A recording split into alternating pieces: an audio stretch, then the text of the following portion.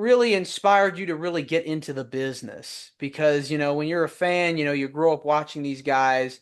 At some point, you go, how can I do this? How can I get involved somehow? Whether it's a wrestler, an announcer, commentator, referee, manager. What was your story like? So, um, back in 2004, I was a DJ at the Lexington Ice Center, and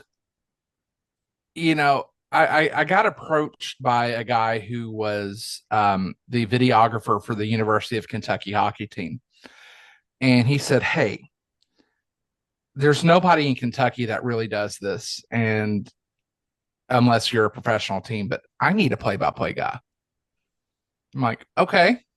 I said, I don't know a dang thing about hockey, when it comes to calling it. I know the rules, I know the positions, I know everything about that. I just don't know how to call it. And he's like, his words were, "Yeah, you'll be okay, kid. You'll learn." So we get in there and I start doing games, and we get a few listeners. It's mainly parents and stuff like that. And parents email me. They're like, "Hey, you're doing good. I like that. That's pretty neat." So I kept getting better and better and better at it. And then as I kept doing that, I started to look at other avenues to uh, be in media. So from there, I had a friend who was a producer at the ESPN station here in Lexington, the radio station, and he approached me about maybe coming to work with that group. And they were a cluster of 6 stations, which I know your radio background, all about the station clusters. Hmm. And I got to be an on-site engineer for all the like live remotes and stuff like that for a while. And then I got into traffic reporting from there. They needed a voice. I said, you know what, I'll give it a go. So one of my friends who's a wrestler, he actually heard me and he's like, "I have an idea." And I said, "Okay."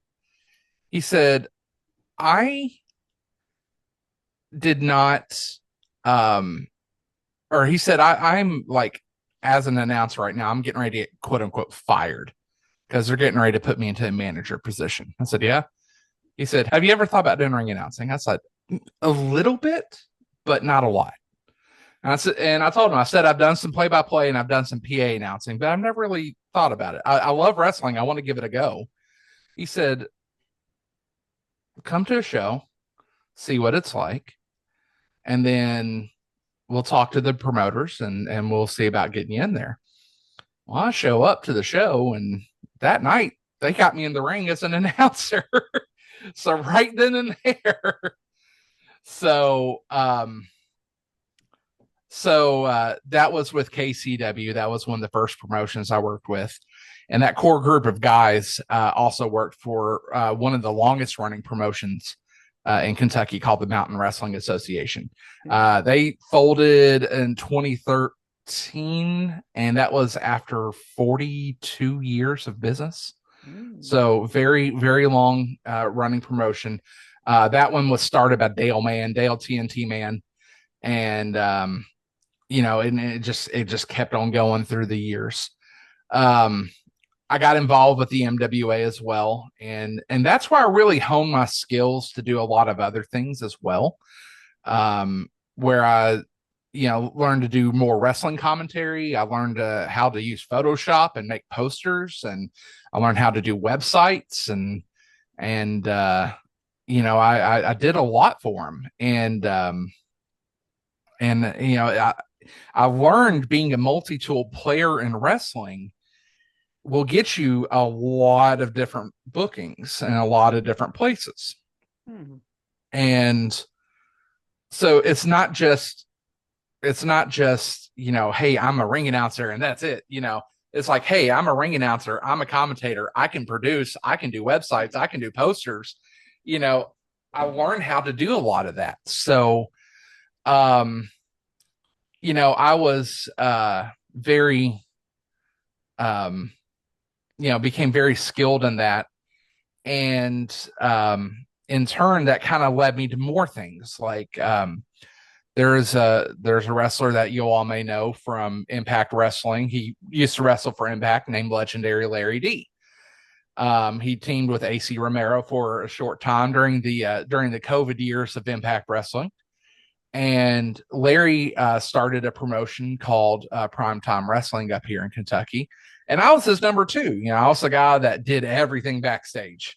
I got all the music together. I got all the, I did the ring announcing. I did the posters. Everything I did for MWA, I did for Primetime Wrestling too. And that's how I, learned, the facets of social media as well. So, those were my main players for a few years. And then I got to work later on with a promoter named John Bullard, and we worked with a promotion called Pro Wrestling Freedom. And those years, it kind of showed me the different sides of independent wrestling, because the independent wrestling I worked with was, let's face it, it's a little bit more Memphis style, but where we were at, that was perfect for that area. They were very good at playing to the crowds that were watching them. And then Pro Wrestling Freedom was kind of your more almost went super indie style, where a little bit more hard hitting and stuff like that. You got to see guys that you typically wouldn't see in the Kentucky area. So I got to do a lot of work with them too. So it just kind of blew up very quickly.